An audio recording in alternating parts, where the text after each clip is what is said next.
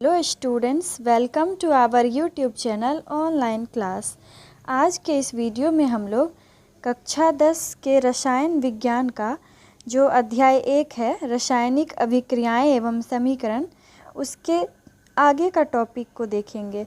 तो पिछले वीडियो में मैंने रासायनिक अभिक्रिया समीकरण भी पढ़ा दिया था और जो है मैंने रासायनिक सूत्र लिखने भी सिखाया था। तो अब आगे हम लोग इसके टॉपिक को करेंगे, नेक्स्ट टॉपिक को। आप लोग हमारे साथ बने रहे और वीडियो पसंद आए तो लाइक शेयर ज़रूर करें। तो ये है संतुलित रासायनिक समीकरण। संतुलित रासायनिक समीकरण के बारे में पढ़ना है हम लोगों को।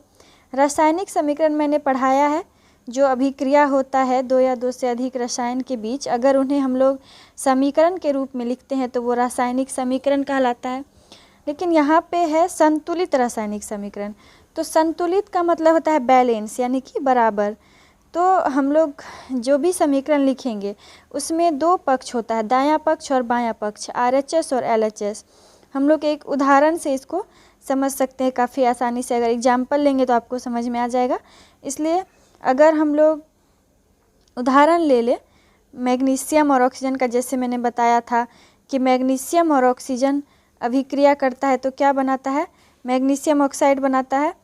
तो उस तरह से आपको अगर समीकरण लिख के दिया जाए तो आसानी से समझ में आ जाएगा। मैग्नीशियम और ऑक्सीजन क्या बनाता है, मैग्नीशियम ऑक्साइड बनाता है।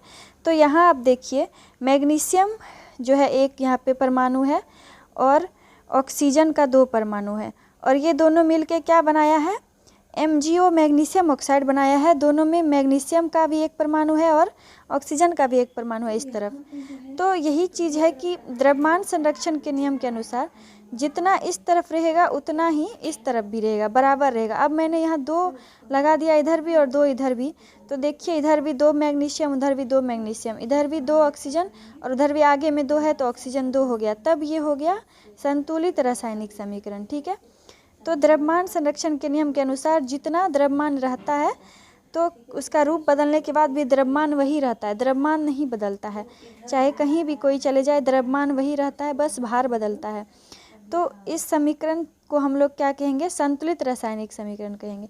अब इसके RHS में दायां पक्ष में जो भी होता है उसको अभिकारक कहते हैं और बायां पक्ष में जो होता है उसे उत्पाद बोलते हैं। ठीक है। तो अभिकारक का जितना मात्रा होगा उतना ही मात्रा में उत्पाद भी बनेंगे द्रव्यमान संरक्षण के नियम से। तो इस समीकरण को हम लोग संतुलित रासायनिक समीकरण कहते हैं। तो इसका परिभाषा भी 2 मार्क्स वाले क्वेश्चन में पूछा जाता है। तो अगर परिभाषा पूछेगा तो उसके लिए हम लोग परिभाषा भी लिख लेते हैं अपने लैंग्वेज में समझा हुआ। ठीक है। और ऑब्जेक्टिव में अगर प्रश्न आएंगे तो इससे जो भी प्रश्न बनेंगे आप बना ही लेंगे अगर आपने अच्छे से समझ लिया है तो इसका परिभाषा हो जाएगा वैसा रासायनिक समीकरण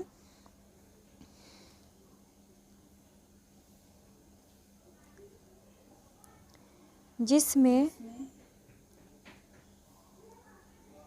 अभिकारक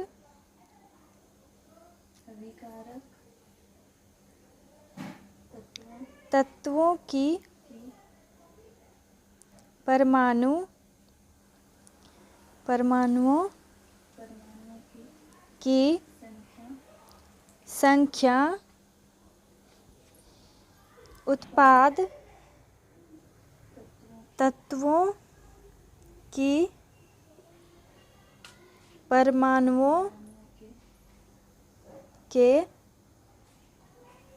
संख्या के समान, मतलब अभिकारक में जो परमाणु की संख्या होती है और उत्पाद में जो परमाणुओं की संख्या होती है वो दोनों तरफ क्या होना चाहिए, समान होना चाहिए। तो उसे हम क्या कहेंगे, तो उसे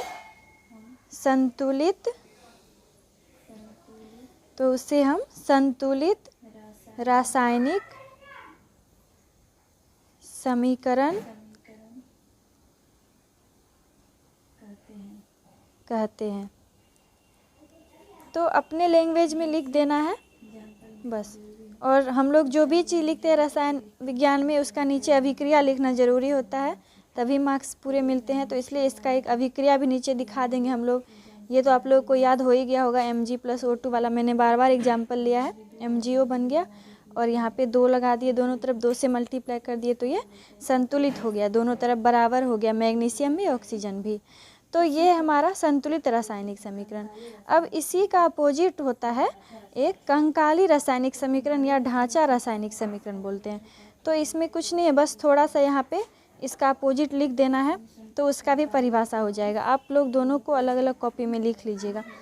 तो यहाँ पे हम लोग अब क्या पढ़ेंगे, कंकाली रासायनिक समीकरण या इसको ढांचा रासायनिक समीकरण भी बोलते हैं, ठीक है। तो इसका अपोजिट हो जाएगा बस।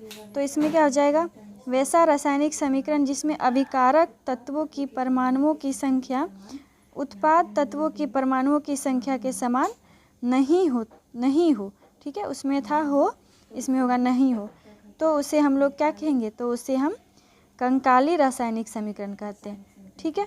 और इसमें दोनों तरफ हटा देंगे तो ये अब बैलेंस नहीं है, जिसमें दोनों तरफ बैलेंस नहीं रहता है, बराबर नहीं रहता है, वो कंकाली हो जाता है, ठीक है। तो ये दोनों आपको आसानी से समझ में आ गया होगा यहाँ पे। नेक्स्ट वीडियो में हम लोग पेज नंबर 6 का जो क्वेश्चन आंसर अब है उसको देखेंगे। वो क्वेश्चन आंसर बहुत ही इम्पोर्टेंट है, तो बने रहे हमारे साथ। मिलते हैं नेक्स्ट वीडियो में, क्वेश्चन आंसर को करेंगे हम लोग, फिर हम लोग ऑब्जेक्टिव क्वेश्चन भी देखेंगे, फिर आगे के टॉपिक को पढ़ेंगे। चैनल को सब्सक्राइब करें, लाइक करें, शेयर करें। Thanks for watching.